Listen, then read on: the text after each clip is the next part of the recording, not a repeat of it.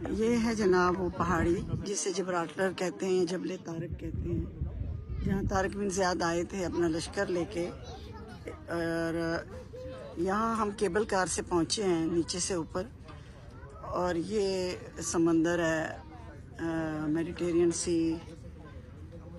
यहाँ पे खैर बहरहाल मौकिस तो बहुत ज़्यादा है, बंदर बहुत हैं। और ये जो नीचे आपको नज़र आ रहा है ना, ये यहाँ पे कहा था तारक बिन ज़ियाद ने अपनी फ़ौज को कि कश्तियाँ जला दो, अब पीछे मुड़ के ना देखना, अब कोई रास्ता आगे जाना है। और फिर हिस्पानिया फतह किया था, जिसे फातह उंदलस तारक बिन ज़ियाद को कहते हैं। ये वो पॉइंट है जहाँ कश्तियाँ जलाई गई थी, और इस पहाड़ की तरफ से वो आए थे, अफ्रीका की तरफ से।